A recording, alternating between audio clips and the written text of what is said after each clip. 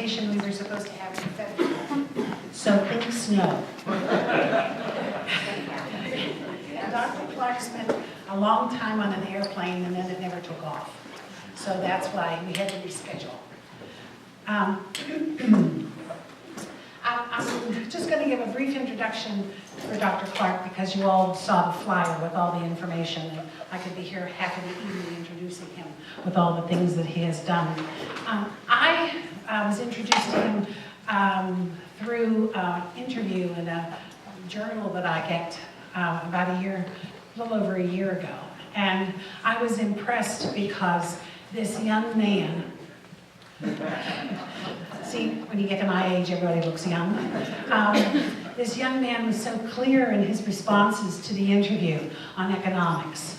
And because, economics can be rather dull. And his wasn't, his interview wasn't. And so in his presentation tonight, Dr. Clark will examine the social, political, and of course the economic problems caused by excessive inequality, and then he'll also include Pope Francis's analysis of poverty and inequality as based on exclusion. Just briefly, Dr. Clark is currently Senior Fellow at the Vincentian Center for Church and Society and Professor of Economics at St. John's University. So without further ado, Dr. Clark.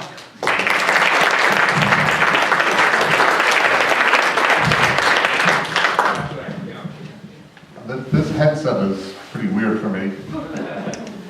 I grew up with groups that had microphones that they could swing around. Now everyone uses these. So.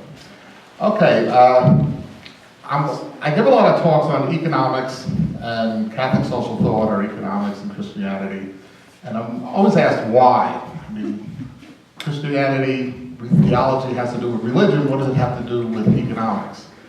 And I think what the perspective, the gospel perspective, or any religious perspective, allows you to ask different questions.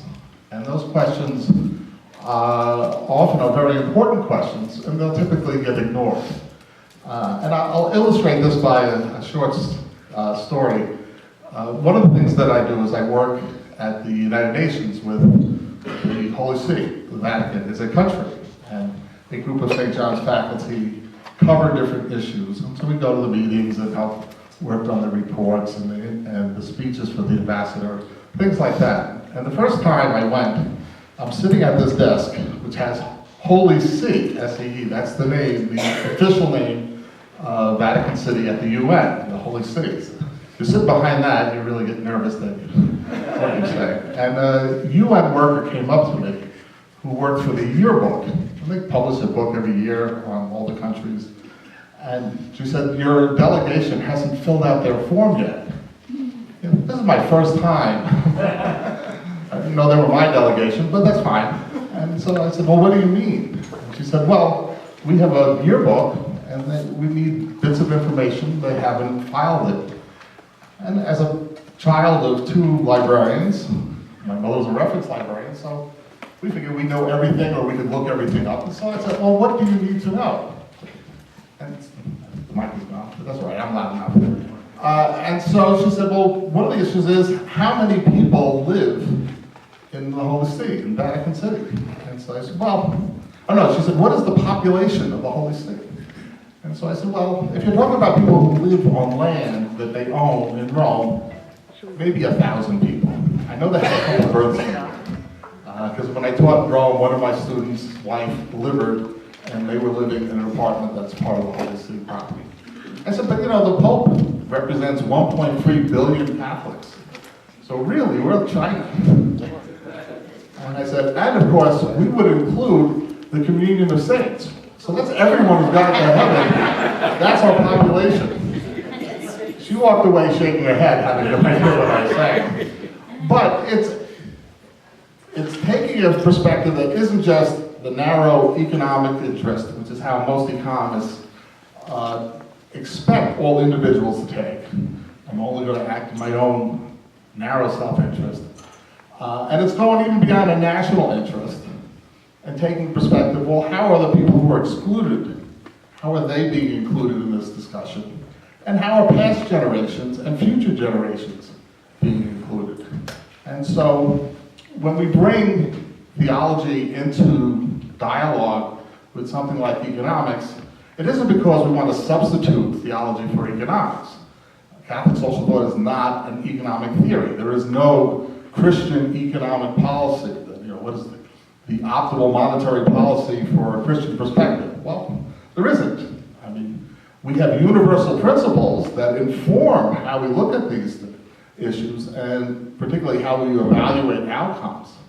But each society, each culture has to solve their own problems based on what their technology is, what their laws are, what their habits are, where it fits into theirs. And so some issues, such as what does it mean to be a human, that's essential for dealing with any economic issue. But it's something that economic theory is not going to give you a good answer, because our default position is a human is someone who maximizes their utilities subject to budget constraints. That's it. And if a human activity is not in a market setting, it can't be efficient. I can't possibly maximize my watching the sunset because there's not a price on it. And how can I compare watching the sunset with all my other activities that I have a price on? So it's a very narrow perspective, which forces you to exclude so many issues, such as what is the historical and social context, or what about things that don't have prices? Or as John Paul II would say, what about people who don't have a market voice? There? Okay.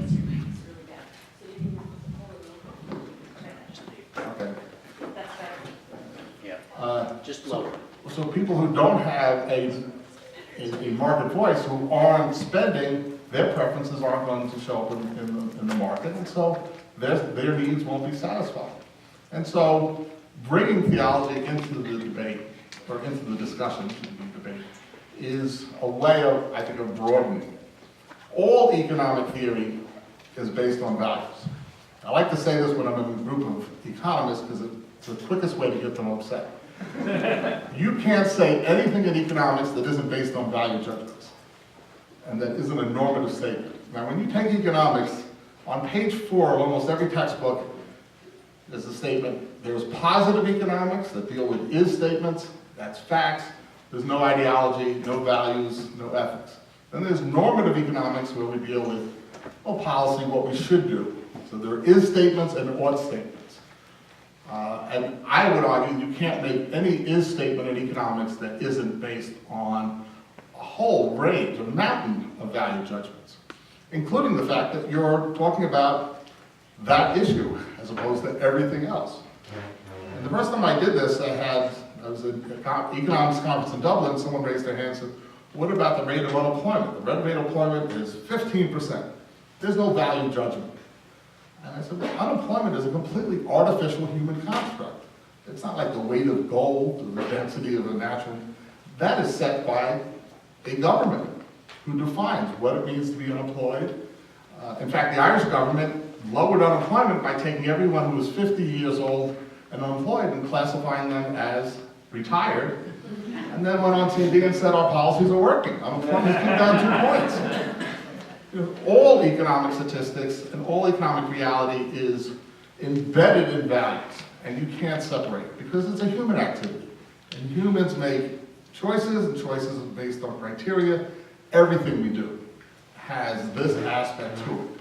And if we exclude that, then our knowledge is greatly weakened. Because, first of all, we're using the default, people are selfish and they don't need community as the default position. But it's excluding what are the rich value traditions beyond the Catholic tradition. The whole world has something that they can contribute that would add to our understanding and discussion of ideas. So that's sort of my defense, should have been a short defense, but of why I think a dialogue with Christian ethics and economics adds value. Now today, we're here to talk about inequality. And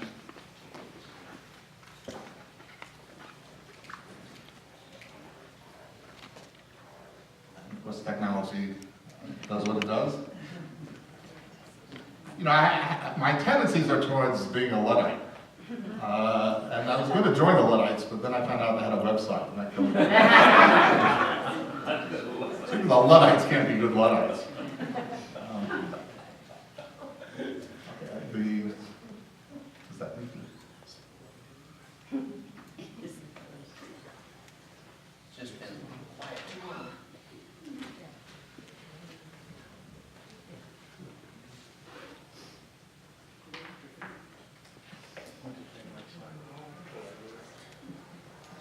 It's making a noise.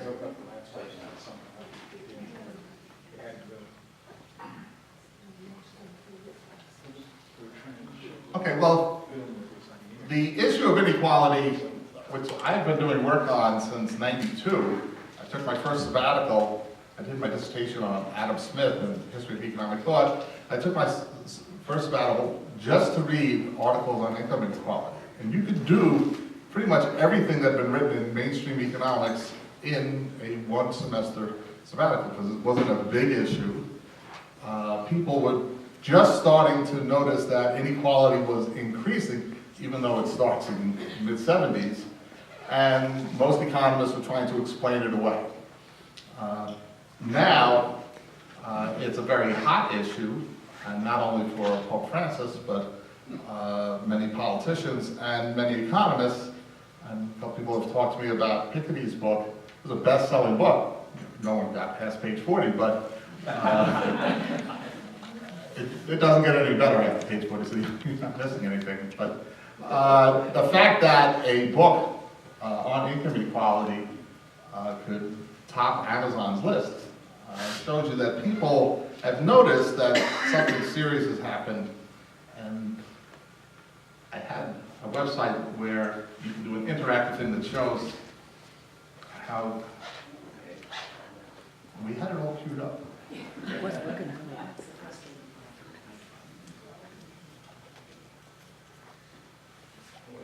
Well, it's still not there. No, I mean, it's still not projecting.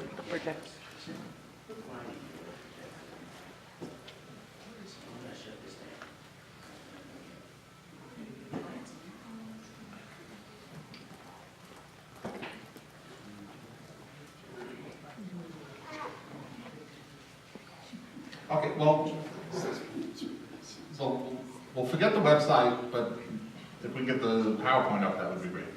But we'll use a really old technology called the iMind, where we'll imagine what you would have been looking at. And it's the Economic Policy Institute. So if you're interested in economic issues and you like data, and particularly evidence-based economic analysis, as opposed to ideologically based economic analysis, for my money, the Economic Policy Institute is the best site. And it's an interactive way you can look at how the growth in income has been spread between 90% of the population in the top 10. And you can pick any range of, any group, any start point up to, I think, 1912 or 1914 until, I think, 2008 is the last year. And you can look at, over time, any time period, who the winners are, who the losers are. And what I had done is I have it set for the 25 years or so after the end of World War II. Because if you look at that time period, economic growth was widely spread. In fact, if you break it down by 20 percentile groups, from 1946 to 73, the bottom 20%'s income grew faster than anyone's. And the second fastest was the 20th to 40th percentile. And the top 20% grew the slowest. And this period is known as the golden age of capitalism. This is when economies grew faster and real incomes grew faster than any other time in human history. This is when the middle class society that we think of when we think of what is America, this is where that came about. And then I just slide it over. So you look at 25-year period as it changes until the last 25 years, roughly from 1978 to the present, or 2008, the last year. And then you see in color, the blue is the 90%, and then various shades of red are the top 10%, top 5%, top 1%. But you see everything go from big blue, little sliver of red, and then the red just eats up. And so most of the economic growth in the period goes only to the top 10%. In fact, most of it actually goes to the top 1%.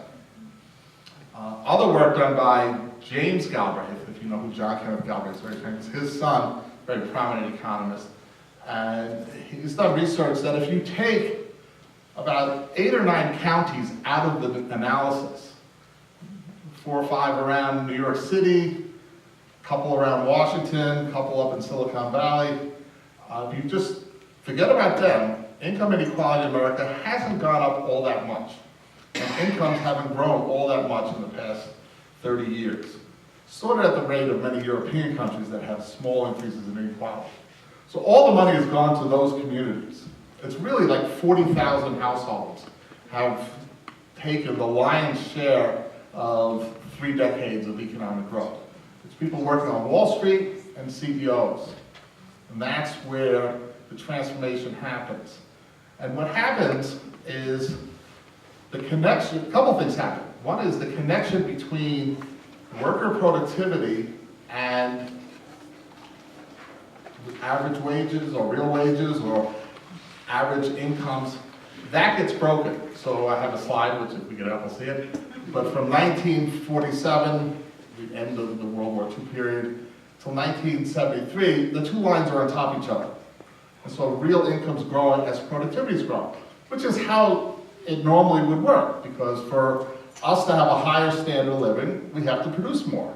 And we measure how much the country is producing in terms of worker productivity. The average worker is making more, much more now than he was 10 years ago, 20 years ago, 50 years ago. So when you hear people saying, well, Social Security is going to go bankrupt because we don't have enough workers, there used to be 10 workers per retiree, now there's 2.5. Those 2.5 today produce more than the 10 did when you adjust for inflation, a lot more. So those 2.5 can support many more people, the person who's retired, because we're that much richer, and we're that much richer because worker productivity has increased.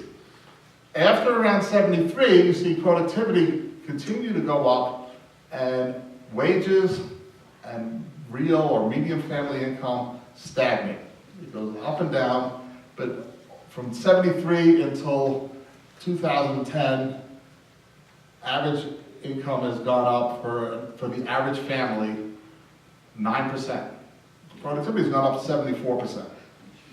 Whereas in the earlier period, you had productivity growth of 94% and average family income going up 92.5%. So they're right on top of each other. So something has changed in terms of the benefits of economic growth not going to workers anymore. So that's part of the story of why income inequality has increased. The other part is finance has taken over our economy. That is, in the 1950s, 8% of corporate profits went to FIRE, which is finance, insurance, and real estate. That's the Wall Street sector. Now they account for, in some years, 35% of all corporate profits. They used to be 12% of the economy, now they're 20% of the economy. With the recent housing bubble, we see what happened. In the mid-70s, on an average year, America would produce 2 million new homes. And we would finance these, and many of you I expect did this, my parents did this, by going to their local bank, getting a 30-year mortgage. The bank took the money from their deposits. Wall Street had nothing to do with it. The home mortgage industry was completely separate from Wall Street. Not a penny went to Goldman Sachs or any of the big banks. They went to the local banks. And they did this with a population of 150 million families, 2 million households a year. So they were able to finance and build houses to match the growth. At the peak of the bubble in 2005, we had 1.5 million houses being built and financed, and all that going through Wall Street. So we didn't need Wall Street. But since Wall Street got involved, it became a way to churn off, to take it a part of the profits. And of course, to use it as a way of swindling people, because fraud was such a big part of the Wall Street bubble. Charles, can you use this clicker and get Oh. where you want to be? Okay, I can click my heels. Pointed. I have a hand in the back. Do you have a question? Yes, you've not mentioned how the death of unions has had an influence on the stagnation of wages and benefits. I got a slide on it. Okay. Okay, so I'm going to skip over some things because I've started talking about these things. But just to get back to the finance So Wall Street takes a big chunk of money that goes into housing. They also take a big chunk of all the money that goes into healthcare. There's absolutely no reason for them to be involved in healthcare. They don't provide any actual healthcare. But our healthcare system is run through them, and they take a cut. And so many sectors of our economy have to go through Wall Street. So that's how they've been able to increase the share. So they haven't been creating wealth, they've been capturing wealth. And to do that, we also have to have a huge increase in debt for the average family. And so that's the main factors: declining, stagnant real wages for average workers, and then Wall Street capturing such a larger and larger share. Okay, so Pope Francis has brought light to inequality really in a very dramatic way. I mean, I've spent the past 15 years reading and writing about Catholic social thought, most of it being encyclicals written by popes with exciting names like Rerum Novarum and Gaudium et Spes, and the titles, you wonder why anyone even reads them at all, because it's very hard, and these are very dry documents for the most part. And they're also very diplomatic. That is, if you think you're in the know, you figure out what John Paul's talking about, but they don't name names in terms of who they're pointing out as doing something that's harmful to people. And Pope Francis is naming names. Is coming out and pointing that, and this is in his apostolic exhortation, so it's a little less than an encyclical in terms of its formal authority, but he's pointing out the ideology of the absolute autonomy of markets, that markets somehow should have freedom regardless of how they affect people. But he's also pointing out that as long as the problems of the poor are not being resolved, no other problems are going to be solved. Now, in one way, this is sort of a political, sociological type of analysis that, especially if you're thinking globally, this is a constituency that if we don't solve our world problems by helping them, we're not really solving them. And, one of the things that comes up constantly at the UN with sustainable development is it has to be sustainable development that is creating actual development, and not the rich countries tell the poor countries, listen, you can't pollute like us or no one will be able to breathe. Which is sort of the default position of the West is, well, now that we have our wealth, we want to make sure no one else creates the pollution levels that we created, because then there goes the planet. And so just the emphasis that we have to, the centrality of the poor, which in Catholic theology is very critical, because we only come to understand God's love for us by understanding his love for the poor. At least that's what many theologians argue. I'm not a theologian, although I am today a theologian in residence. And then inequality is the root of social ills, which he had as a tweet, which we'll see later. But then he names trickle-down economics. Some people continue to defend trickle-down, which they assume that economic growth occurs by a free market. This opinion, it's not even a theory, this opinion, which has never been confirmed by the facts. I mean, trickle-down economics is Republican economic policy.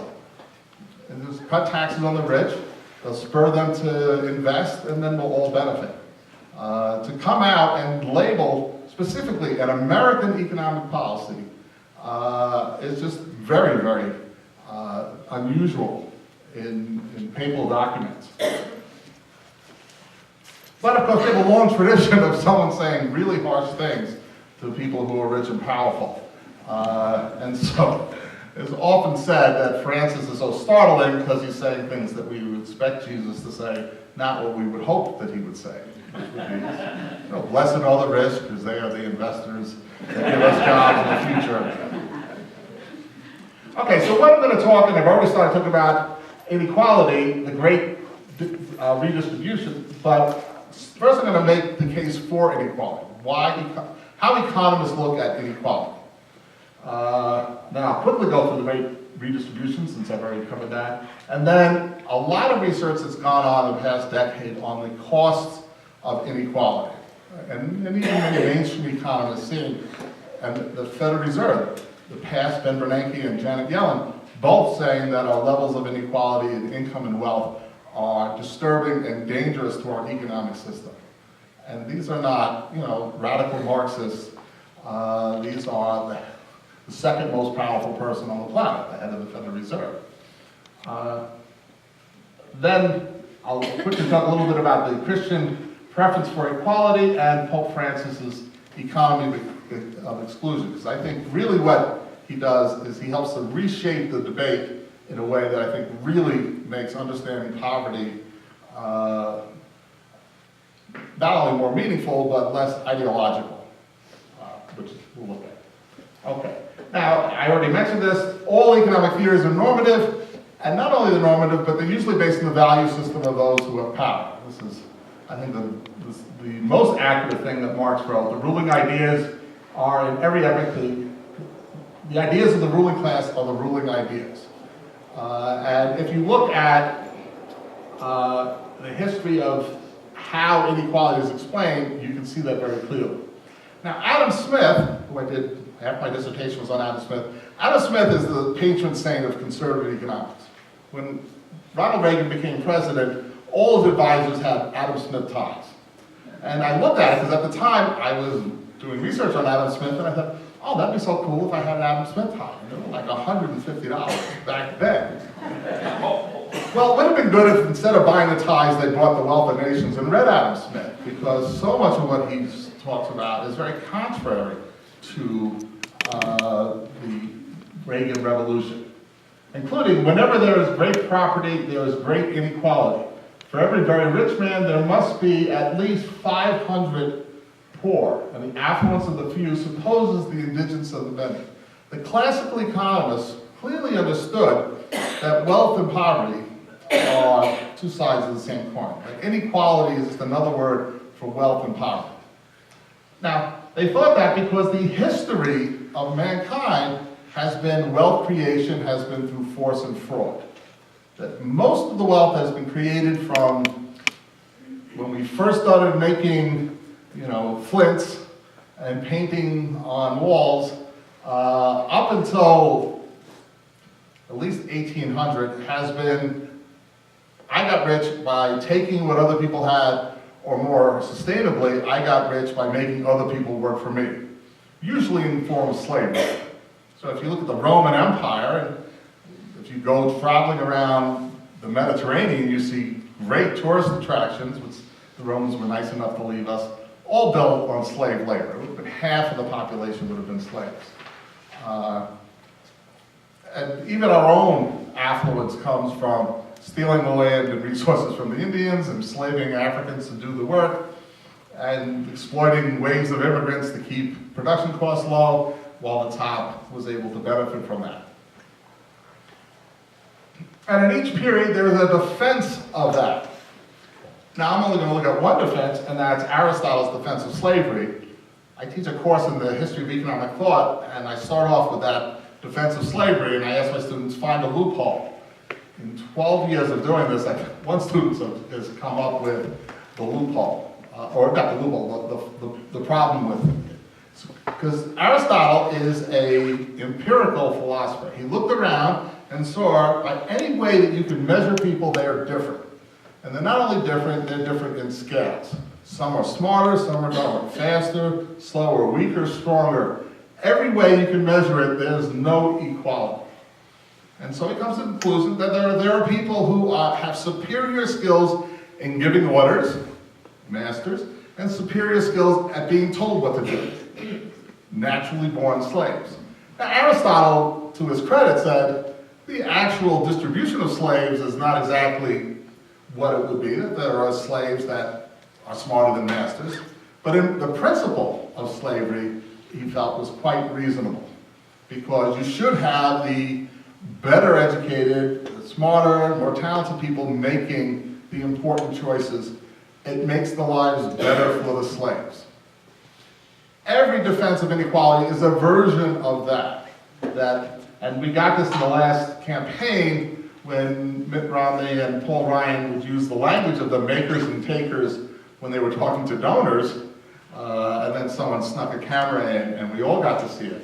But 2 years before that, 2010, I was part of a debate at the Catholic Finance Association in Manhattan, and everyone besides me was working in Wall Street in the audience, and half of the questions from the audience were in the language of makers and takers.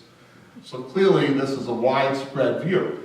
John Adams talks about, and for him it was 90% of people are lazy and can't make important decisions for themselves, and only 10% who have anything real to contribute. And the purpose of government is to protect that 90%. So to John Adams' credit, he saw that we shouldn't let this 10% just do whatever they wanted. But this is a common perspective. Now in the Enlightenment, there was the hope, the bourgeois ideal, that this new sort of open society, Adam Smith called the society of perfect liberty, we call it capitalism, that this would get rid of inequality, because they saw inequality as being due to government intervention. And in the system before capitalism was called mercantilism. And the merchants would go to the king, he'd give them a special deal, and they got rich.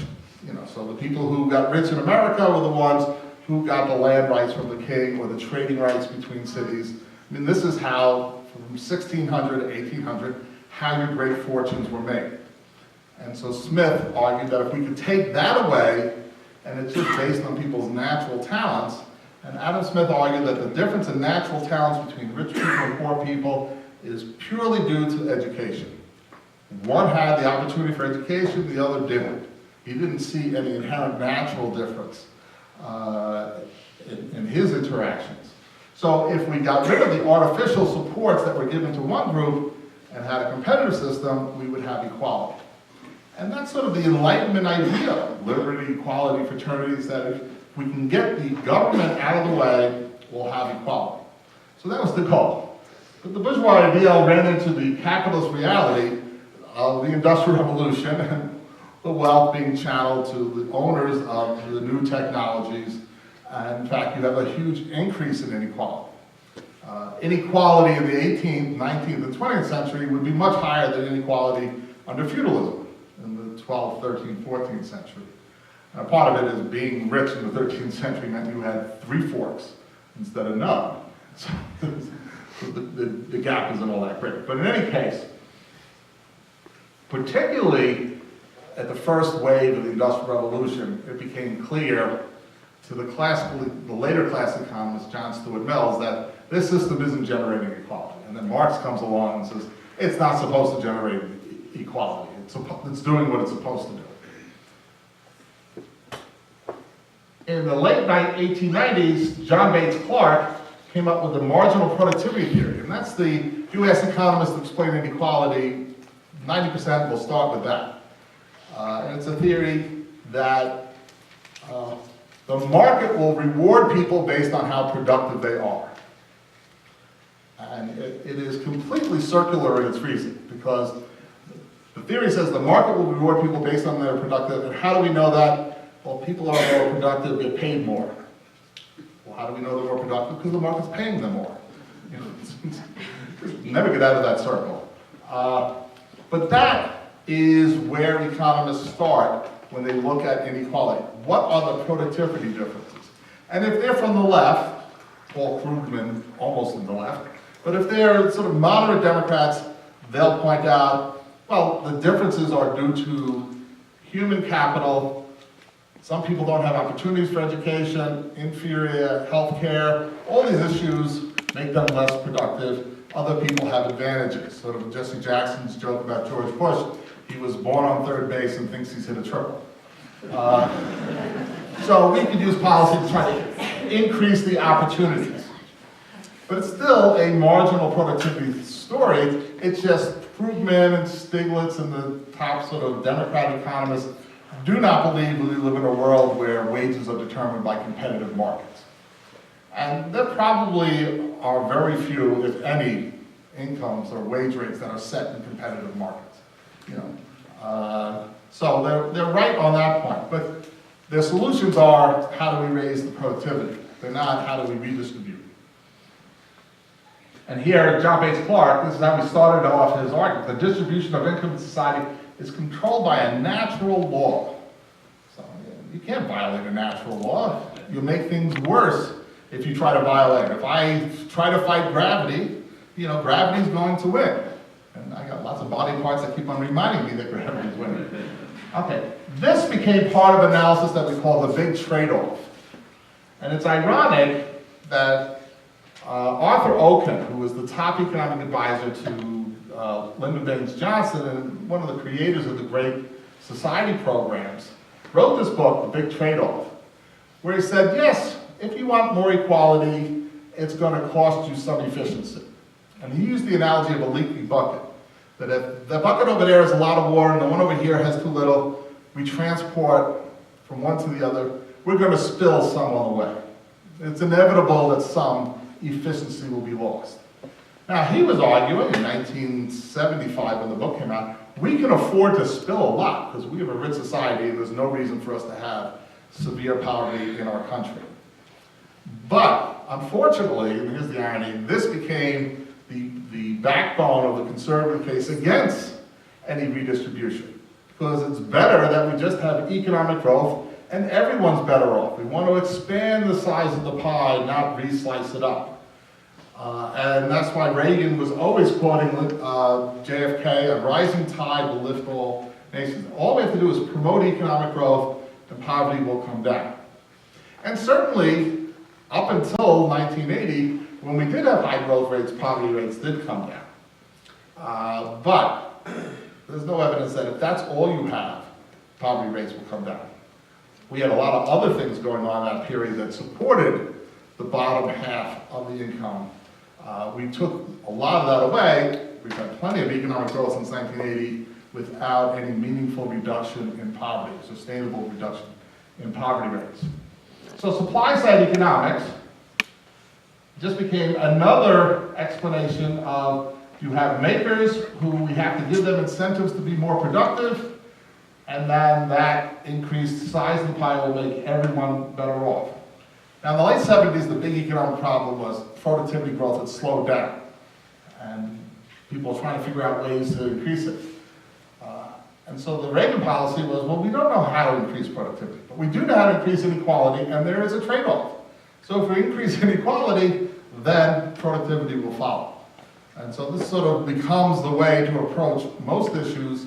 If we can help the rich, it will eventually help everyone. But you can see the inherent self-interest that if I'm funding a think tank and their explanation to everything is, if I only get richer, everyone's better off, I like that theory. If someone has a theory that all problems are solved by giving money to Irish Catholic economists, I'm going to say, hey, that's a good theory. I'm going to buy into that. So that became the basis of policy debates. The problem is that, one, as I mentioned, incomes aren't created in competitive markets. And the second is, there isn't a trade-off between, a necessary trade-off between efficiency and equality. The single most important factor in determining economic growth rates in a country is their level of spending on basic education. You'll get more bang for the buck teaching people to read than anything else. And the next bang for the buck is research and development.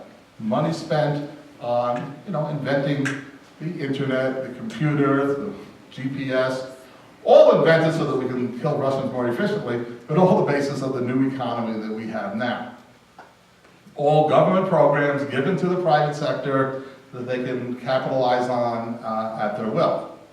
So, but free education, research and development, they don't create inequality. When we have more widespread education, we have more equality.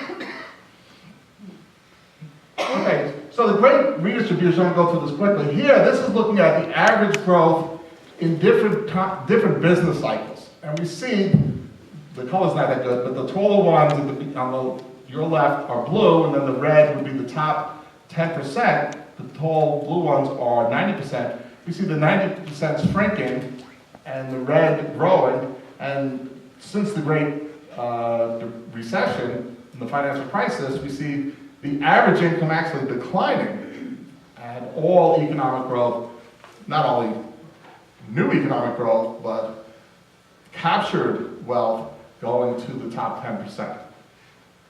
And here's the graph on productivity that I mentioned.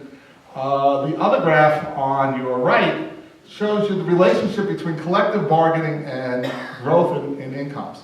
And here, the decline in unions, and the importance of unions are not just in terms of unions that if I'm a member of a union, which I am, then you will do better. It's if you're not a member of a union, but there's a union around the corner, you do better. So when I was in college and first few years of graduate school, I worked as a pot washer in a nursing home for 5 years. And we didn't have a union. But the hospital down the road had $11.99. Whenever they got a raise, we got the same raise. So they were why we had a decent standard of living. I was making $9.10 an hour in 1980 washing pots with benefits. They were only half benefits because I was half-time, but still. And you could thank the union down the road for that. So when we weaken collective bargaining in all its forms, unions, laws that protect, all the stuff that Scott Walker and others are doing, trying to decrease collective bargaining rights. One of the things that I do is I work for the New York City Police Union on their arbitration case, and I compare New York City Police with 80 or so other cities and police departments. And I called up Charlotte, because Charlotte's a major city, and they wanted me to add it to my study. And so I said, can I have a copy of your police union's contract? And she said, sir, unions are illegal in South Carolina. They have no contract. I was like, okay, could you send me a sheet of paper that says what they make, what their benefits are? They had 2 benefits. Most have a long line of benefits. They have 2 benefits that I add to my charts. San Francisco has like 15. It's not just that unions are declining because people aren't choosing it, it's because governments have become very hostile to them to weaken these collective bargaining rights so that wages don't go up.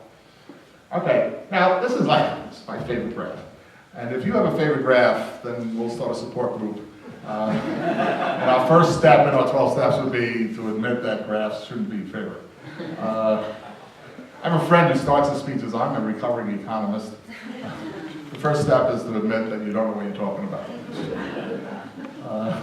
But anyway, the red lines are what the market and the market institutions produce in terms of the level of poverty, and these are all the OECD countries. These are all the rich countries. I know it's hard to see, but Sweden, Denmark, Austria, all the way down. The United States is second to the bottom.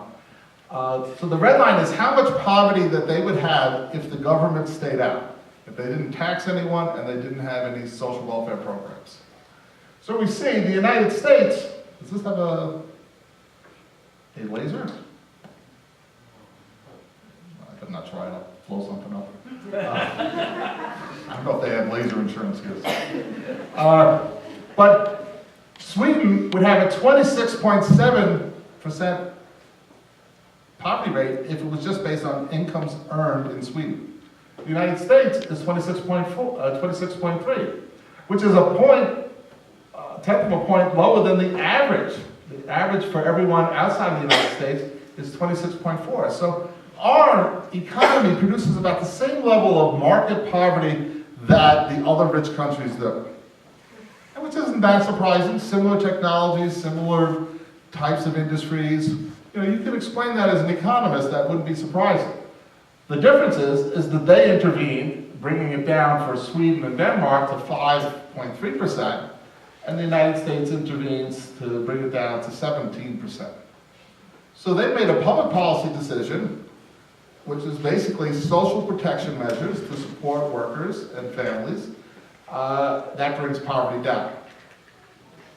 English-speaking countries, you see Canada, Australia, well, Greece is not really a going concern, it's sort of Detroit. So we don't have to worry about that, but and Spain and Ireland, well, Ireland is speak English. Only Japan is harder to explain. Japan has an unusual system, and that they have their welfare system is really part of their corporate system, so it's not all run through the government. So, but most of the countries with high income equality basically follow the English common law system of property rights and the ideologies that comes from. But anyway, so we could have a very different outcome if we had different policies. If we had more protection for workers, if we didn't deregulate the financial sector, if we didn't have private health and education systems, because inadequate health and inadequate education is a major contributor to poverty. And I've been doing a lot of research on this last couple of months. Particularly in the South and in the West of the United States, much of the tax system is based on keeping people poor. And it's based on keeping people poor on the assumption that those people will be black. And these are tax policies that go back to the Jim Crow. And they're the same policies. In Alabama, they tax food at 12%. There's a lot of very poor, rural poor in Alabama. They're taking 10% of the food out of their mouths. This has a huge impact and a measurable impact. Much of the research on the cost of inequality is being done by public health scientists, because they can see how the lack of nutrition and lack of basic health care has damaging effects that last you lower your IQ. They have lasting effects that give you a huge disadvantage. Europe has a lot more mobility than America because everyone gets health care and everyone gets education through a university if their effort and talent will get them that. We have not even a two-tier, a multi-tier system where the elites continue to get the elites, and where at the bottom you get wholly inadequate education and health care, which will make sure that your children will not have much of an opportunity to break out of that. And I would argue that it's not an accident, because it's the exact same policies that were specifically designed to keep blacks from rising out of slavery in the Jim Crow South. All based on a defense of states' rights that we hear from a lot of people who are running for president. And we've also dramatically lowered how much of the tax burden corporations are paying in the United States. Less than half of what they would have paid in terms of the total tax take of the government. We cut out how much corporate taxes used to contribute to that. And the rich will point out, well, we pay most of the taxes, but they own 90% of the wealth. And Adam Smith argued that you should pay taxes based on the benefit you receive from the government. And Adam Smith said the government only exists to protect the property of the rich against the poor. So the rich should pay all the taxes because they're getting almost all the benefit of there being a government, a police force that protects their property. This is basic conservative analysis. I don't know why Ronald Reagan didn't figure that out. Okay. And Adam Smith also pointed out, it wasn't against the government doing things, but whenever the legislature does anything in the differences between masters, employers, and workmen, their counselors, their lobbyists, are always the masters. This was Citizens United in 1776. So if the regulation favors the workmen, it's always just and equitable. So if the legislature is something good for the people who aren't driving them, it's going to be a good, promoting the common good. But it's not always the same in the other cases. Okay, so the cost of inequality, besides some of the ones that I mentioned, a lot of economists are pointing out that inequality is a major contributor to unstable economies. Now, on the left, the 5 causes of the Great Depression. This is from Galbraith's book, The Great Crash, the last chapter. There's a lot of debate on this, particularly Milton Friedman said the Great Depression was caused by the Federal Reserve and completely because they printed too much money. But Galbraith argues, and many economic historians agree, that in the 20s, all the growth went to the top 5%. And so the economy was producing so many goods that the rest of the country could no longer afford to buy, because their incomes hadn't grown to the pace that they could afford. The rich are only going to buy so many goods that employ people. And so that was the underlying imbalance. For the Great Recession, this is the UN Working Expert Report, and I was a delegate to that, to the high-level meetings of the UN on that, so I was giving drafts of it while they were working on it. And it's often called the Stiglitz Report. He was the top economist working on it. But growing income inequality, they said this is the major cause. And all that goes with that. And the other thing they pointed out in both, it was the belief that this can't happen. Say's law of markets is an idea in economics. John Baptiste Say came out with this in 1799 that argued that you cannot have a general glut, is what they call it. We call it depression. But you could have an imbalance. You could have some sectors where there's too many goods and people aren't buying them. But you can't have it for the economy as a whole. Because if I'm selling goods, I'm also buying goods. If I'm selling goods, I'm going to take the money and spend it. So there's always the same amount of money that's equal to the price of everything that's being sold. So you can't have mass unemployment. Again, you can have too much growth in one sector and rebalance, but you can't have a complete collapse. He was arguing this while Europe was in a complete collapse, because we've been having these major downturns since at least 1790. Up until the Great Depression and Keynes's book, you couldn't get a PhD, you couldn't get hired in teaching in economics if you publicly came out against Say's law. It was dogma that if you were a quack, if you objected to it. John Hobson wrote a book attacking it. He got fired by Oxford in 1904. I mean, it was something all economists believed, and if you didn't, you kept it to yourself. After Keynes completely destroyed it, and the Great Depression showed that, well, we can have a collapse, and it can stay that way for a long time, then it was hard to get a job if you agreed with it, because reality was just so stark, and Keynes's theory so clear on how this could happen. Well, that's dogma again. And certainly before the financial crisis, the majority of people working on Wall Street and creating Wall Street regulations felt that you didn't have to worry about systematic crisis. That the problem of uncertainty can be priced away, so you don't have to worry about risk. And of course, that didn't go well. Okay, but the other thing is, to have that massive increase in financial wealth requires an equally massive increase in debt. Remember, every financial asset is somebody else's debt. I can't have $1 billion in bonds unless there's somebody who owes $1 billion. So you can't, so the stagnant incomes, the middle class only kept going through borrowing. And the housing bubble gave them an account that they could borrow against and spend like mad to try to keep up with the overall growth of the economy. So private debt is much more of a problem than the public sector debt, because the government can always pay its bills, because it pays its bills in its own currency. For some reason, I can't find anyone who will take Charlie dollar notes, and then I'd have the same ability to spend unlimited. As long as someone will take your money, you don't have a problem. But the private sector doesn't have that. And one of the reasons why the economy hasn't gotten back to where it was in 2005-06, why we have 10 million people just dropped out of the labor market. Labor participation rates are at 59%, they were at 65% before the crisis, is people are paying down debt. Because it's not good to have that much private debt.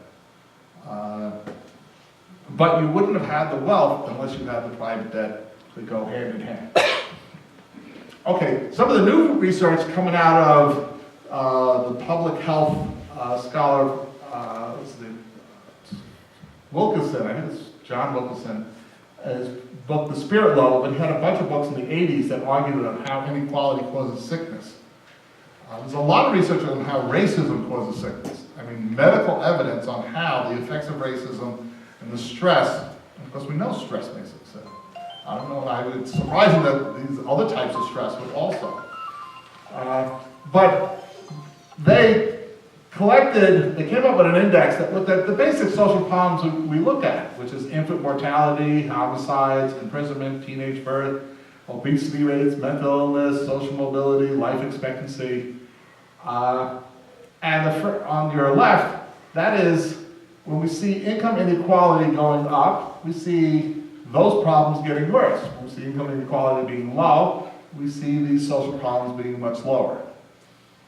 And what's amazing about this book is they do that graph for each one of those individually, And they also do it for each of the states. That is, instead of doing different countries, they take the 50 states in America, and you get similar analysis. All these problems become much worse when we have more inequality. They become much better when we have less inequality. This on the right is from the World Bank report. And here we see just homicide, intentional homicide, and its connection with income inequality. You see the big America up there. That's the size of the bubbles are based on population, not necessarily based on homicides. But you see a very clear statistical relationship. More inequality is going to lead to more crime and violence. Less inequality leads to lower levels. Although I'm sure if we didn't have everyone walking around with handguns, we'd have a lot less violence too. Okay, now much of the increase in inequality comes from wealth capture as opposed to wealth creation. And one of the things I think the new perspectives that Catholic social thought or Christian perspective does is that it causes us to rethink some issues, such as what is wealth? Because wealth can be created by creating poverty. And again, I said historically that is the case, but it's also the case now. We see this all the time. So if we can artificially create a scarcity, then I'm going to get richer. If you could exclude people from competing, Apple's using all these patents, often which are just a little piece of paper which just draw a square. Okay, you can't have anything that looks like a square. Samsung got fined $30 million for their phone looking too much like a rounded rectangle, which is what Steve Jobs drew. His design patent that he had. These were all designed to reduce competition, which means artificial profit. Profits are going to be much higher. This is wealth capture. This isn't creating more goods. This is creating conditions where you can capture a higher profit rate by excluding others from competing with you. And then social discrimination, social exclusion, or shifting costs. Many of the jobs, the production lines that were shifted out of the United States into Asia wasn't just for cheap labor, but it was lax environmental regulations. So when you produce something, you have costs, and one of the costs is any pollution you might create. If you had full cost accounting, you would pay all the costs of your activity. But if you can slip it on to someone else, then they have to pay for it in high death rates and mortality and all these other issues.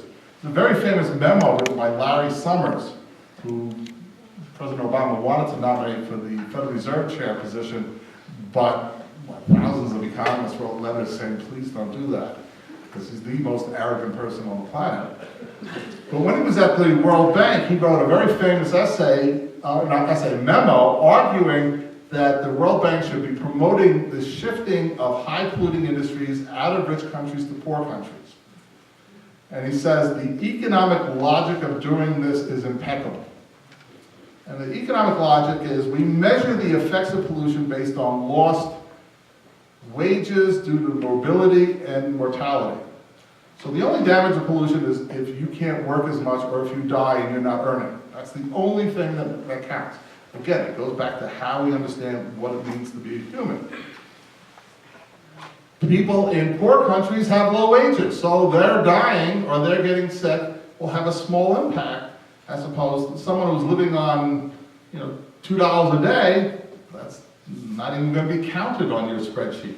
Whereas a couple thousand Americans who are earning $60,000, that's a big impact. And also he said, people generally get cancer after 30, 40 years exposure, and they're not living that long. So we don't have to worry about spilling carcinogens on them because they're not going to live long enough to get the cancer from it. You can Google Larry Summers' Dirty Industries memo and you'll come up with it. The fact that he has been able to have so many positions after that is just remarkable. Okay, but here's some evidence.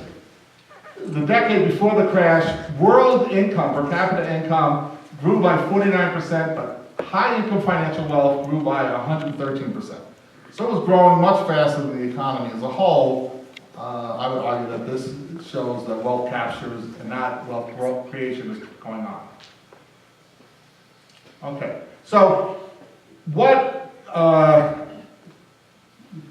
Christian anthropology does is that by thinking of the human based on being made in the image and likeness of God, that highlights certain characteristics of being human. One of which is that you're a rational being. You can think and make choices and be responsible for those choices.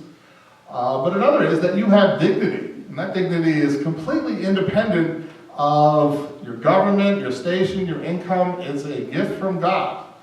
So that it's something we're all equal. So that's the answer to Aristotle. Well, that's something that we are all equal in.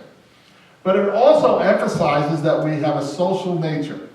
That humans have to be social. If we are not in community, we no longer are human. If you take out what you get from community, you are not a human being that we would recognize. First of all, you would have no language. Without language, you wouldn't have the ability for abstract thought. Everything that we have achieved has been through community. And even our salvation comes from it. Jesus says, when two or more, he doesn't say, hey, when it's you and me, I'll be your personal savior. When two or more are gathered. So when we're made in the image and likeness of God, God's a community. This is part of this. And this is, theologians write about this stuff all the time. It makes you emphasize the social context of the economic activity.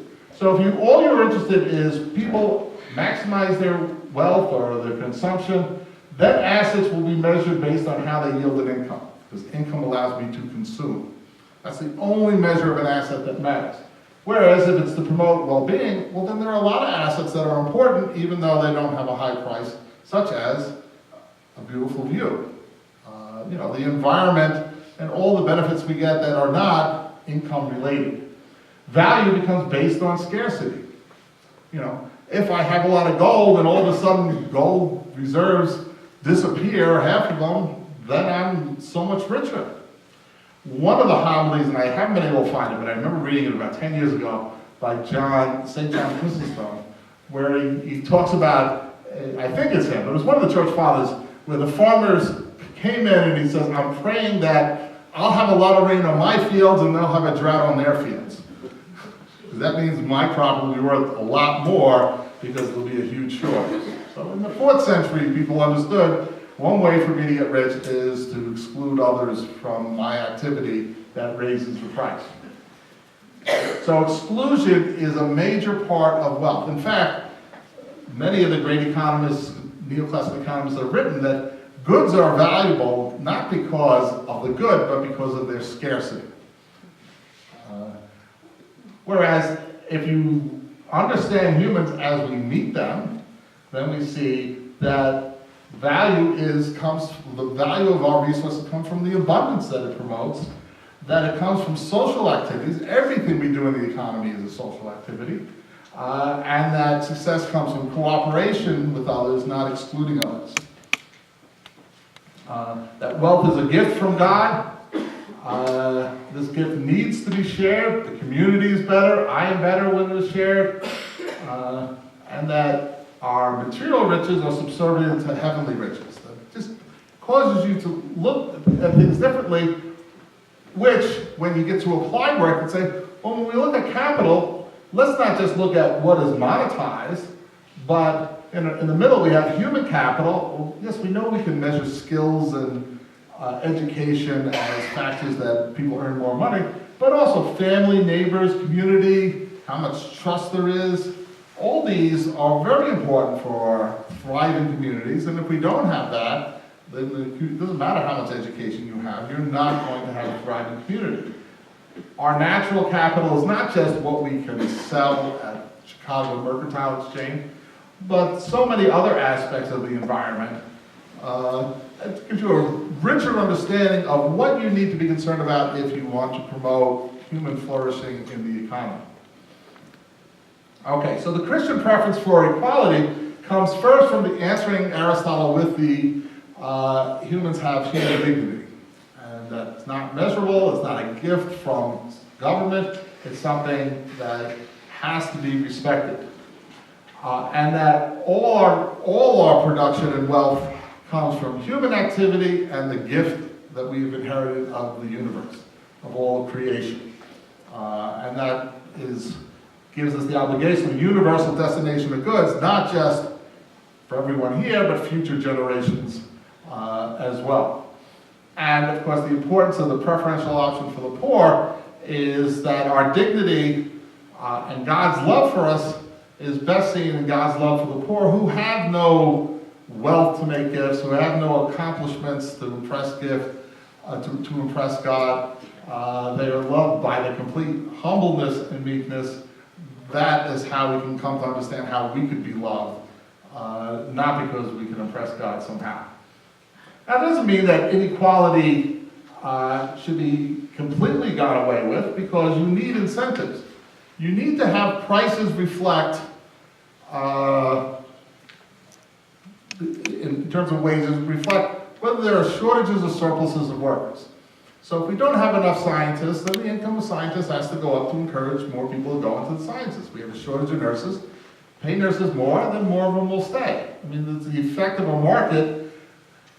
Here, the inequality is what is needed to get people to participate in ways that you feel that you need more participation. Paying above that is wealth capture. So if you look at one area where we have really high incomes, professional sports. The average baseball player makes $4.5 million a year. Do you have to pay someone $4.5 million to play baseball? Yes. He's got a good union. Well, they make that not because they're that productive, and 2 words, Alex Rodriguez, but because that market is structured to capture as much wealth as possible, and the union's been able to take a share of that. There's no reason, if we had a competitive sports market, that we wouldn't have 300 or 400 baseball teams. You know, if we just keep the per capita baseball player from the 1950s to the present, we'd have, I think, 350 baseball teams. But we don't. We have a limit. We have a limit so that the owners of the teams can maximize their profits and exclude other people from taking a share of those profits. That's true for all the very high incomes. Bill Gates didn't need $100 billion in order to start Microsoft. If he had only made $10 billion, he would have done everything exactly the same in terms of the positive aspects of starting a company and the positive contributions Microsoft has contributed. In fact, he would have done it for much less than that, because people who invent things, the invention is the process. But because, in his case illegally, he was able to capture a market. They lost their antitrust case. There's been no penalty, but they lost their antitrust case, and they were shown to violate the law and how they became so big. He's been able to capture that to maximize the flow that comes to him, that you can only do by excluding others from doing the same thing. He couldn't have gotten rich without forcing or preventing others from imitating what he was doing. And so it's wealth capture, not wealth creation.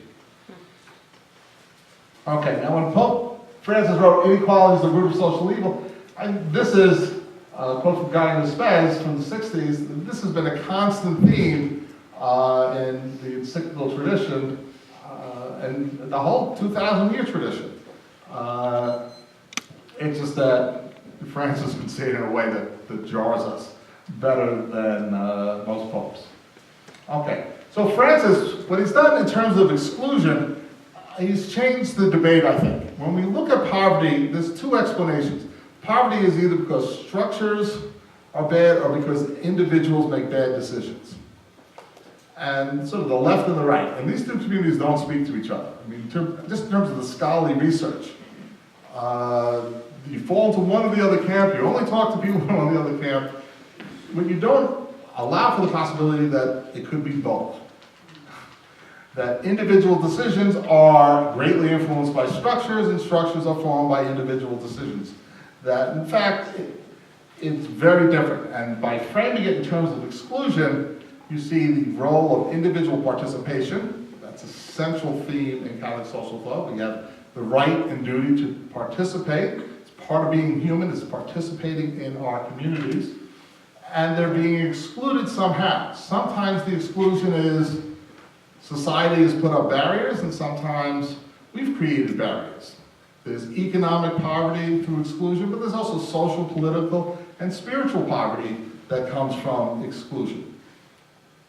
And the other thing in terms of these whys to keep on saying no, these are all choices that could be made differently. None of these are the result of natural laws. That it's up to humans to create an economy that includes people. And so getting rid of exclusion is, one, getting rid of the barriers to participation, but it also is failing to provide the pathways to participation. It's not enough to say, okay, we're going to stop all the discrimination and start from scratch, because we're not starting from scratch. The people who have not had all the opportunities need help to catch up to the place we are, not only internally in terms of the United States, but globally in terms of the world. So failing to help people to participate is an equal crime to building barriers that prevent them from exclusion. Exclusion is the primary cause of poverty and inequality, and it's reinforcing. So it's a tough nut to crack in terms of how do we get people to participate. And this is from Holy See Mission document, one of the interventions. Poverty constitutes a vicious cycle of which exclusion is both the cause and consequence. Poverty results from people and communities being excluded from participating in the economic, social, political, and cultural lives of societies in which they live as one human family, as they are unable to develop their capacities and are denied the opportunities necessary to provide for themselves, their families, and communities. This is the good part. Exclusion effectively impoverishes the whole human family, since the potential contributions of the poor to our collective well-being are lost through the goods and services that are left unrealized, the political perspectives and values left unharnessed, the art, stories, and songs from the collective human history left uncomposed. So everyone has something to contribute. We're all being made worse off by this economy of exclusion, unless you only measure in terms of money, and then there's clear winners and losers. Okay, and I'll end, because I'm sure I've gone way longer, but that's what professors do, with St. John Chrysostom, who I mentioned a couple of times. And he wrote, when we live according to the moral principles of our faith, those around us may respond in three possible ways. First, they may be so impressed by the example of our goodness and so envious of the joy which it brings, they will want to join us and become like us. And this is the response which we most earnestly desire. Second, they may be indifferent to us because they are so bound up with their selfish cares and concerns. Although their eyes may perceive our way of life, their hearts are blind, so we are unable to stir them. And then third, they may react against us, feeling threatened by our example, even angry with us. Thus they will cling even more firmly to their material possessions and selfish ambitions, and slander us at every opportunity. I usually insert, this is the role of the New York Times.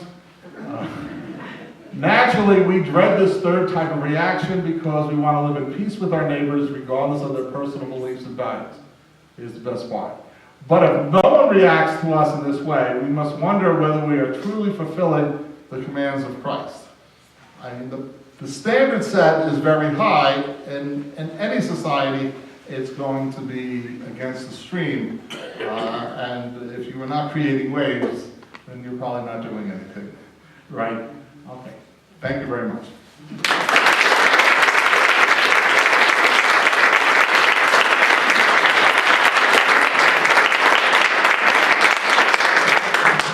Questions? Yes. Does Pope Francis anywhere in these various issues address the problem of gender inequality? Well, unlike some of my friends, I do not wake up in the morning and read yesterday's homilies. I mean, I know people who are following, these homilies are all being posted, and sort of an inside story.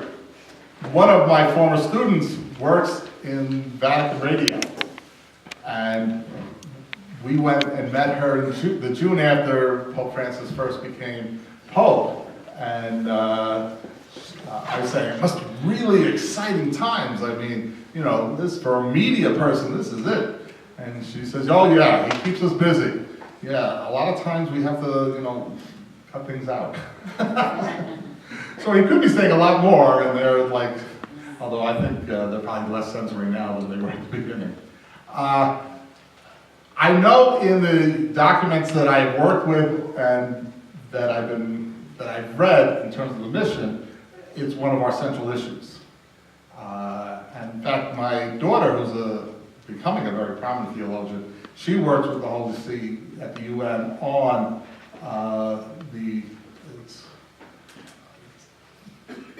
they have a special, it's a UN Women, but it's all the women's issues, which is a little insulting because a lot of these are just everybody's family issues. But that's how, in the UN system, that's where a lot of these issues in terms of gender discrimination mostly come up. So I know that they're very active in that. I don't think he's come out with anything official, but he's only come out with, besides the interviews, the one exhortation. I know they have an encyclical coming out, probably come out before his UN trip on the environment. And I've spoken with some people who are part of the loop, who are all really excited, but I am not part of the loop. But it actually, he has said a lot of things about, he's increased the number of women in the higher level roles at the Vatican. And I have a friend who keeps on saying he is going to appoint women to the College of Cardinals. Now, this is a friend who isn't directly in the know. But he knows a lot more than I do, but he's not in a position that, you know, he's working on it. But I wouldn't be a bit surprised. I have one of my closest friends is a dean at one of the pontifical universities. She's a Dominican sister. And I wouldn't be a bit surprised if her or one of the people that's that high up, she's very high up in the institutional church because of her position, doesn't get, you know, a red cap at some point. Which is perfectly in the Constitution. You don't have to change anything. I could be made a cardinal, which is scary. I do look good in red, because it's St. John's Redmond, but that's... Not a question, but maybe a statement, maybe both. What you have told us tonight, I think, simply clarifies what we already are here for. That's why we're here. This message seems to me it has to get from the economist to the congressional districts and candidates, and that's the only way there's going to be movement. Any comment to that? You're right, and it's the range of discussion in Washington is between the extreme right and the middle. So you hear political commentators say, well, there's extremists on both sides. There are no extremists on the left. The farthest we have to the left is Elizabeth Warren. I would call her extremist. I mean, this is just practical solutions to real problems. It's not ideological in the least.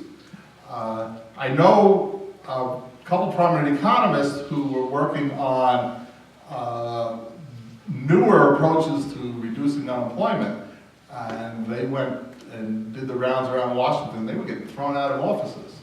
You know, they were working on this program called Employer of Last Resort, which is right now the economy's health has a buffer. So when it improves, the buffer shrinks. When it slows down, the buffer expands. And that's the level of unemployment. Now, you're always going to have the economy going up and down. That's the nature of a market capitalist system. But you shouldn't have human people as the buffer. And so they have figured out a way that you can change that buffer in terms of this ERR system, that when the economy is doing well, people are having jobs in the private sector. When it's not doing well, they're working in this system. So that they're not, so you don't get people who are long-term unemployed, which for most people will, if not cut their income in half, will kill them.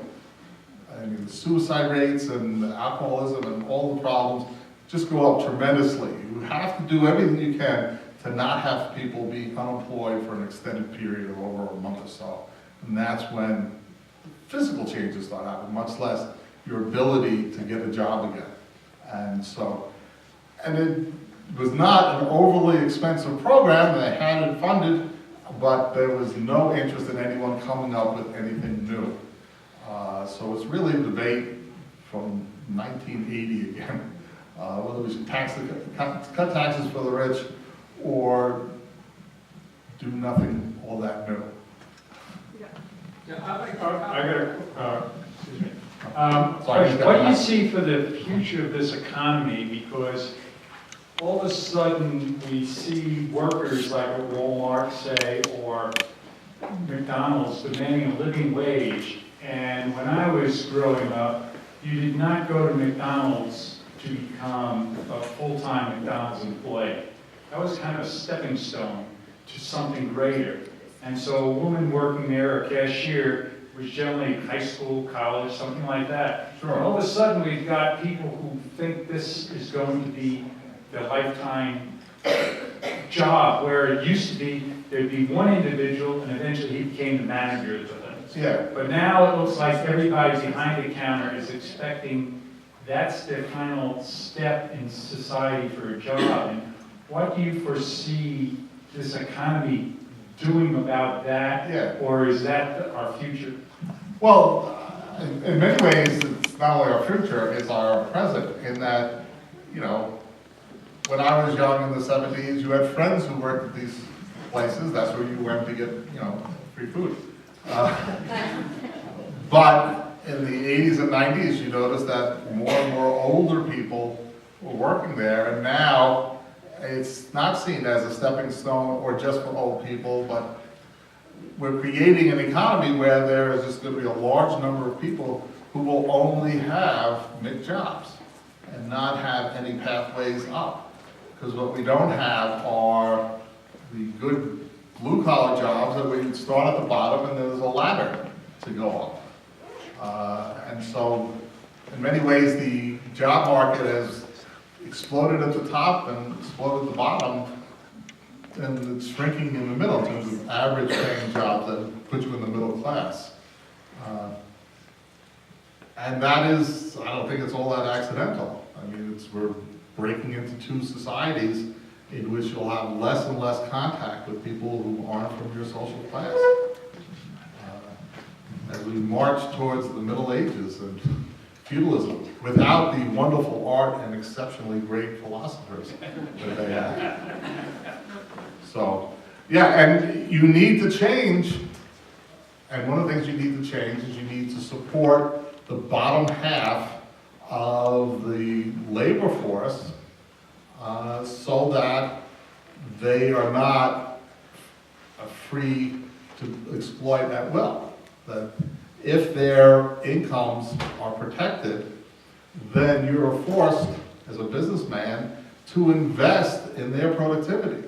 Because you want to make money, and if I can't make money by paying you $6 an hour, then I'm going to have to make money by making you productive at $10 an hour. And that's sort of what the German economy is based on, a high-wage economy, where we want to have everyone working and raise their productivity levels so that it's justified paying them a high wage. And we just don't have any sort of nationwide thinking. The closest we get to this is the president making a push to make community college, I think, free for everyone.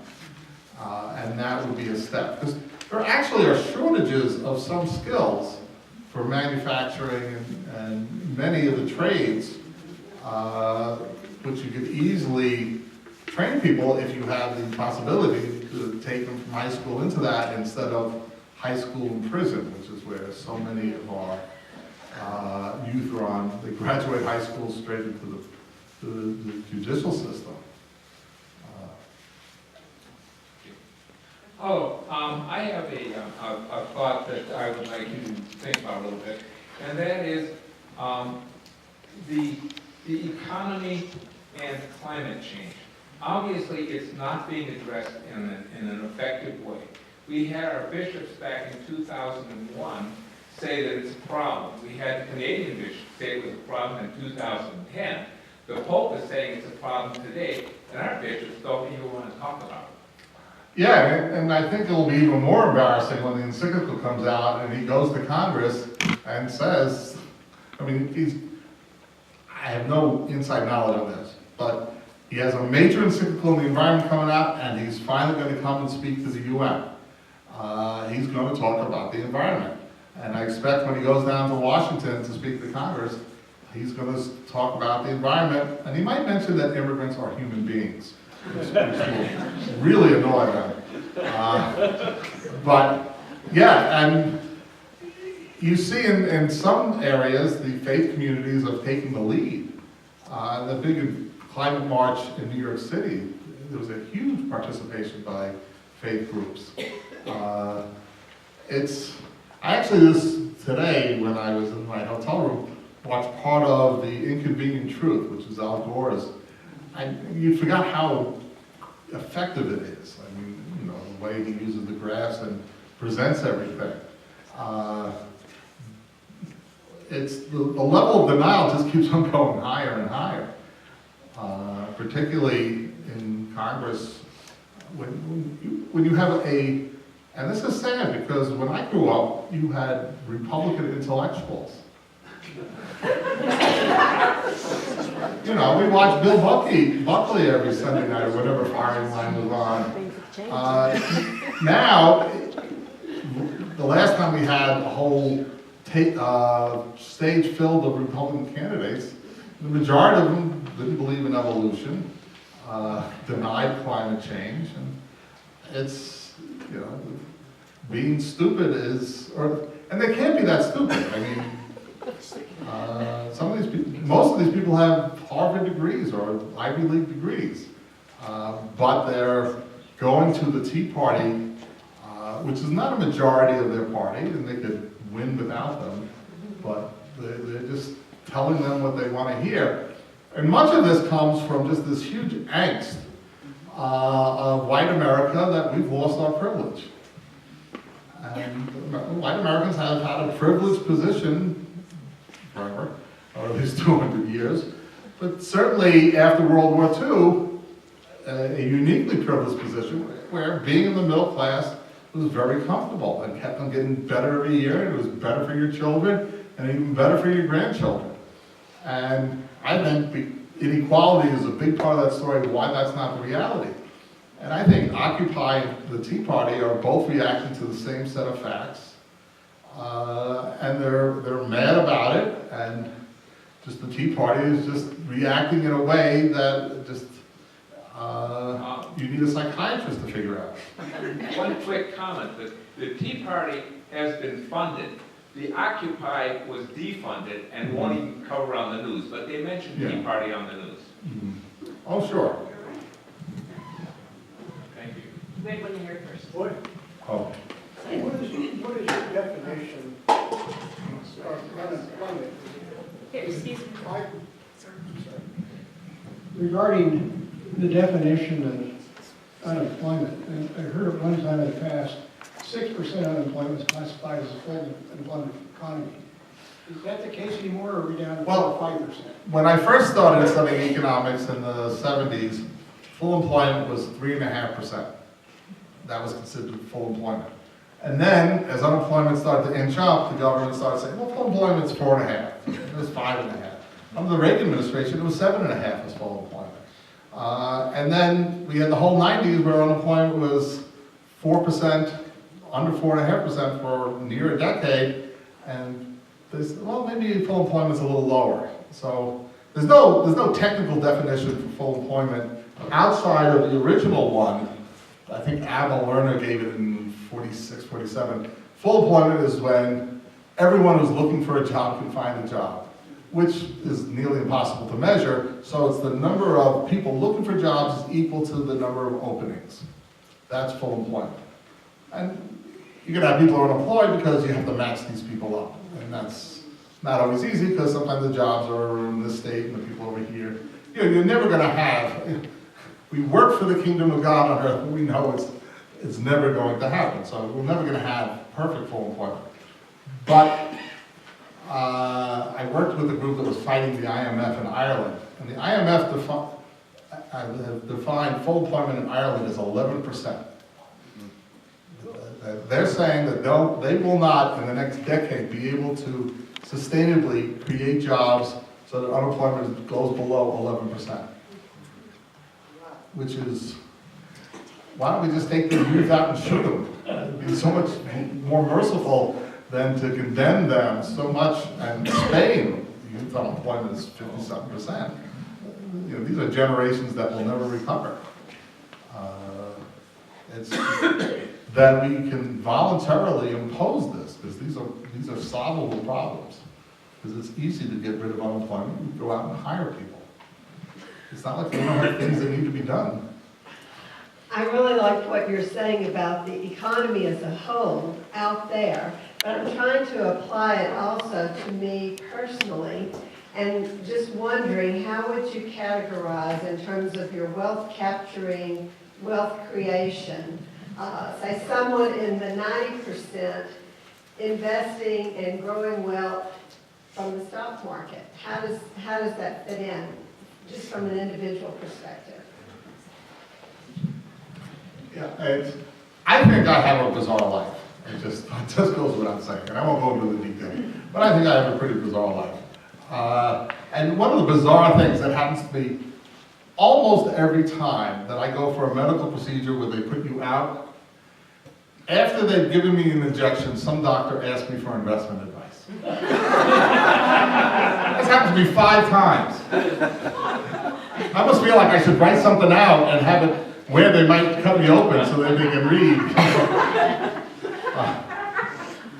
And 2 years ago, I was on jury duty, and I was being voir dire, asking me these questions. I got into an argument with the defense. It's a good way to get out of it, is to explain to him that his question made no sense at all, and I'd have to do a lot of statistical analysis to answer it in a meaningful way. It was an ugly murder trial, and I had a lot of work to do that summer. But I also like people. Some people act like a smart ass. I have to be a smart ass or a stupid ass. But the prosecutor, the DA, says, "Well, I have no questions for you except for on my 401k." I'm sitting there. I wrote my dissertation on 18th century economic thought. I wouldn't take advice from me. Yet, certainly, in terms of wealth capture, there's an element of that. When you buy stocks that do well because companies have been able to create these exclusionary systems, then you're sharing in some of that. In one of my classes, I mentioned that I don't think you'd be able to find a rich person, and I mean billionaire and up, seriously rich, who hasn't got most of the wealth from wealth capture, not wealth creation. And one of my students said, "Well, what about Warren Buffett?" Which I thought I'd never thought of that, but it was very clever. I like when students come up with a good counterexample. However, Warren Buffett's ability has been in picking the businesses that have been able to create these exclusionary, they give systems that give them a higher than average rate of return. If there are competitive markets, the average profit rate is what everyone gets in the long run. If anyone's earning above the average, then that is proof that we don't have competitive markets. So I might do well in the short run because I've come up with the best mousetrap. But under capitalist rules, other people will say, "Oh, that's the smart thing to do," and in 2 years, everyone's making that mousetrap. And that's how technology spreads. That's the dynamic aspect of the system, is that it spreads ideas, forces efficiencies, so that you can't stay in business doing things that are inefficient. And so that's the positive aspect of it. And the only way you get rich is by preventing others from following you. So that if you can invest in those companies, then you'll do better.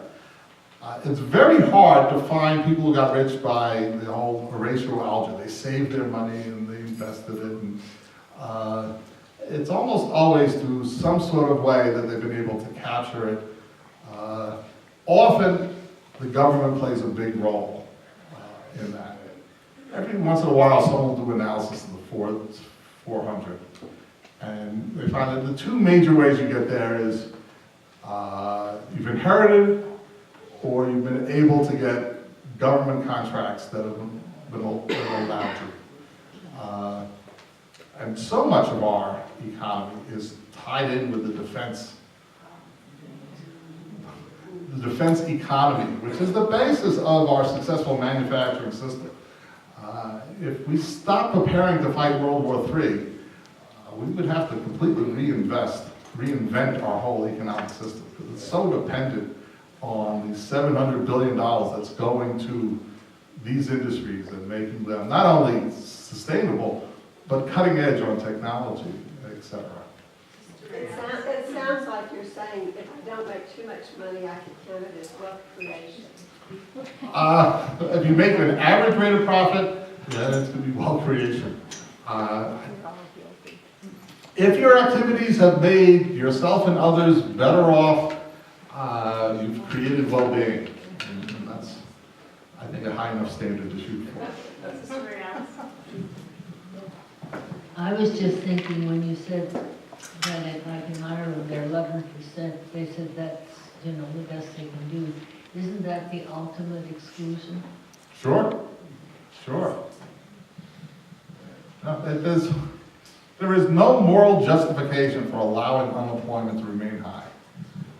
It isn't like, you know, a hurricane came and wiped out the factories and we can't employ these people. I mean, we're choosing policies that use them to keep everyone else's incomes down.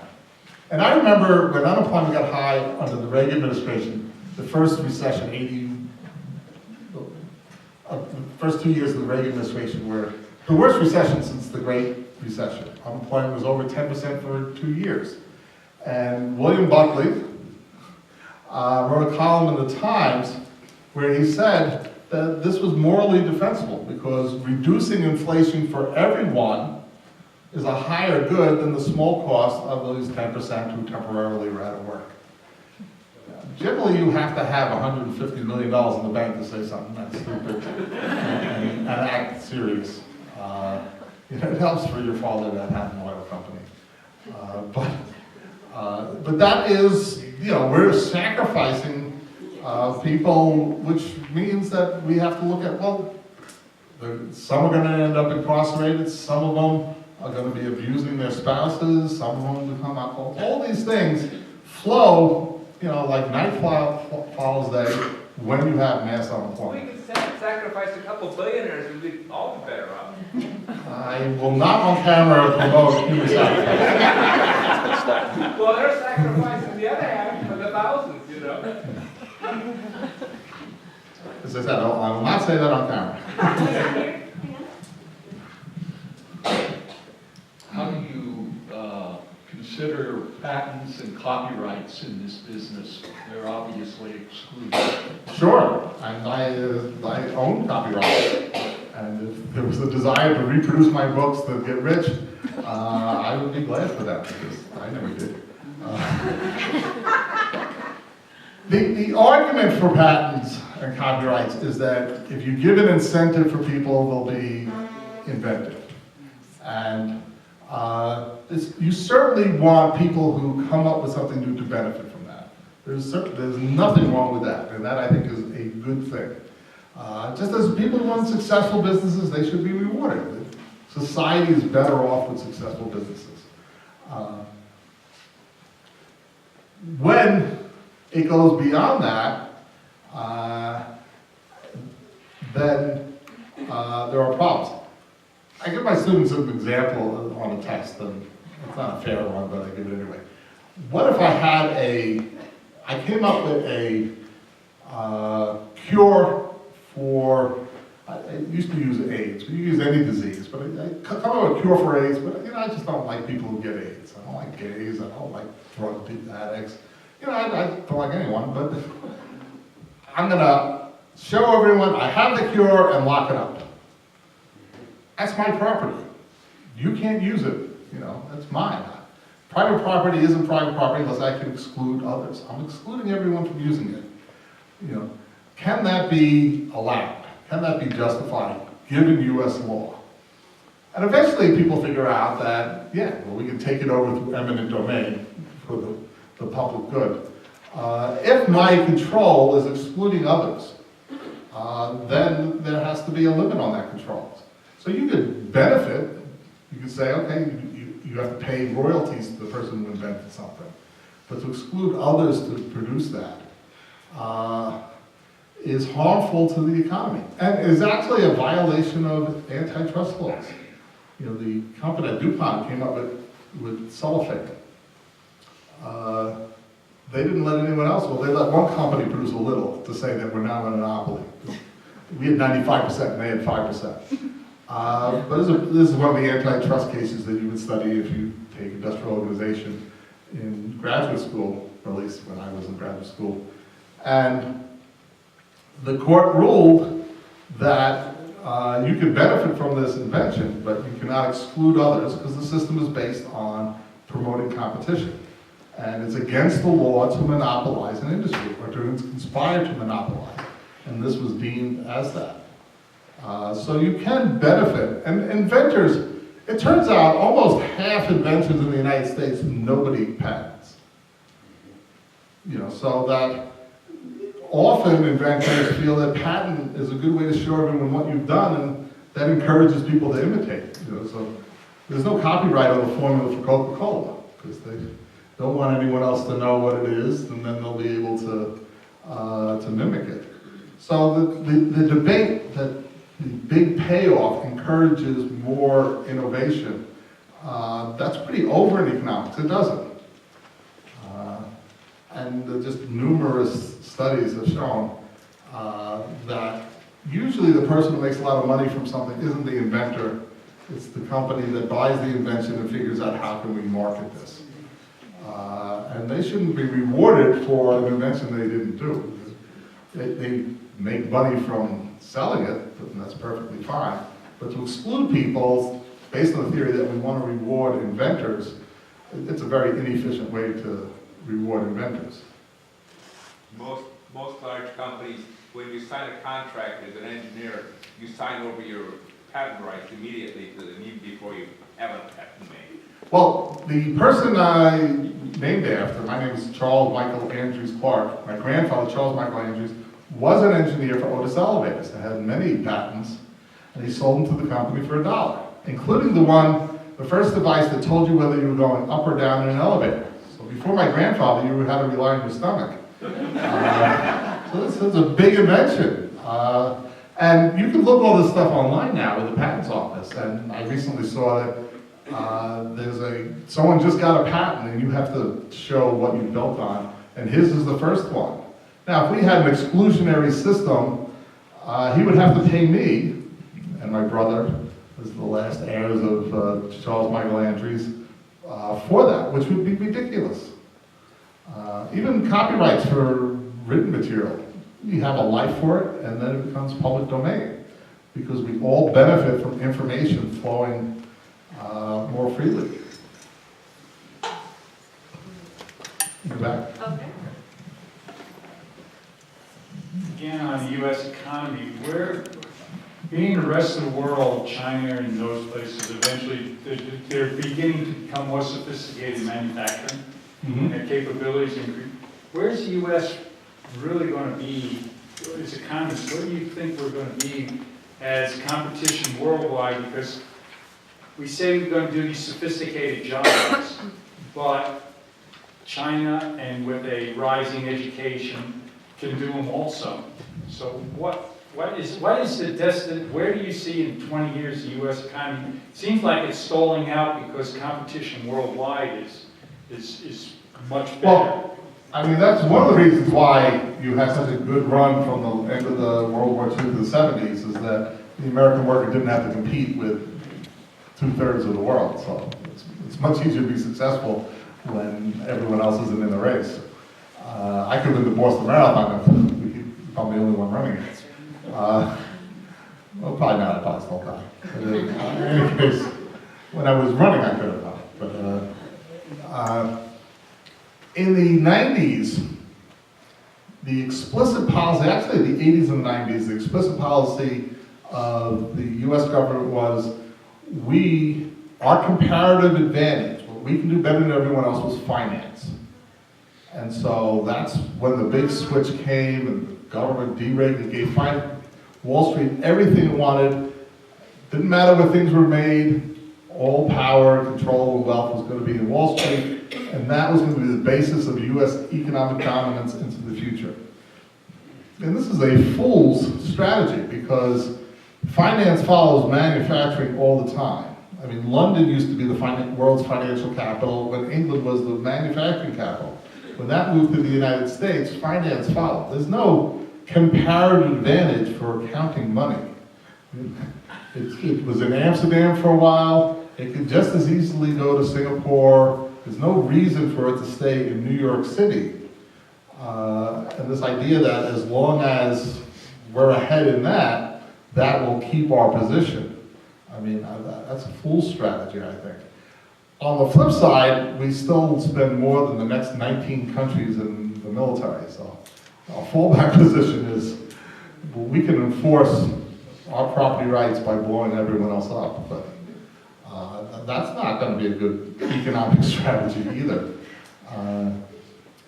In the last administration, there's been a move towards having an industrial policy. But it's only that the idea of having an industrial policy. There's absolutely no industrial policy that's being carried forward because nothing gets happens in Washington. As soon as the president says he's in favor of sunshine, it gets voted down 50 times in the House of Representatives.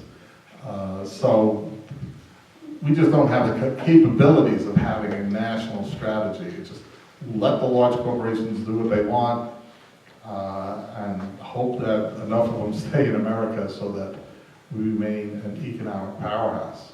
I was thinking, if you live here, it costs, say, $60,000 or $70,000 for a salary to do your job and maybe live in the middle class. The same person in China can live in the middle class at $30,000 or $25,000. So how do you get these two economies that have the potential to produce the same product to compete? Except that you're finding in manufacturing that the value added of the American worker is still higher than, when you're taking the cost, than the Chinese worker. So we've actually been expanding in manufacturing in the United States since the Great Recession. You can compete. There are all these other factors because most of the goods are being sold on this side of the Pacific. And not everything has to be the economy is less in terms of mass production and much more towards targeted small-scale production, making smaller runs of many different things instead of making a lot of just one thing. So that, I mean, Germany is the biggest exporter most years in the world, not China. And Germany is 50, 60, 70, 80 million, something like that, and somewhere around there. It's nowhere near our size, much less China's size. You can, and they're selling on the same world markets as everyone else. So you can compete, but you have to compete on high value added. Just to add to that we're still, our manufacturing economy is the third largest economy in the world, after our total in China. Yeah. So, and it's growing. It just takes fewer labor. Yeah, but there's more difference in this manufacturing. I mean, take a radiologist here making $180,000, $200,000. He can't compete with the same radiologist in India that's making $60,000. And with the internet, they can send everything to him. He reads it and comes, so how can we, it still doesn't seem how you can compete. No matter what we are, it takes so much more to buy. It doesn't take $300,000 to buy a house in China. You can have the same house in China for, less than $100,000. Well, So you got. if you have market rules at some point, and it might be 200 years in the future, it might be 100, it might be 50, there'll be a convergence of living standards. But there is already for the middle class, that same convergence of living standards. It's just that it takes less for them when you convert it into money. It takes less for them to live in the middle class at the same standard you are. That's why I can't see how. For now, but the average Chinese person in the middle class wants to have an American middle class lifestyle. They're nowhere near that. So, no. There'll be convergence unless you artificially prevent that. Now, we used to rely on the insanity of the Communist Party to make sure that China didn't do anything smart. And you just can't rely on that because Chinese people are incredibly successful everywhere they go except in China under the communist system. And once the communist system said, well, let's get out of the way, they're going to catch up, I mean, as they should. And there is no reason why the United States has to be the single power or that our standard of living should remain 5 times that of other countries. We're going to take one last question. Bob? There is a very interesting new book that is titled Half the World Goes to Bed Hungry Tonight. The other half goes with too much to eat. And that's the title of the book. And it is made up of mostly of examples from around the world, that it's the nature of the current business structures to maintain it. Just look at them carefully and you'll see. So I think it's a good thing to go to sleep on. Seeing if we can figure out something that could change that. Okay, I think that's a good final comment. And actually, it's a great segue because before we thank Charles, I wanted to make a plug for our last talk of the semester. Is in 2 weeks on Tuesday, April 28th. It will be at Trinity Lutheran, not here. So Trinity over in Stewart. It'll be Sister Mary Alice Murphy and Vanessa Fenley, Ken John, and Brian Tibby. It's going to be stable housing equals stable individuals and families, which equals healthy communities. It'll be a panel discussion, and it'll be talking about making homelessness rare, short-lived, and non-recurring, a moral and economic imperative. So we hope to see you then, and thank you very much.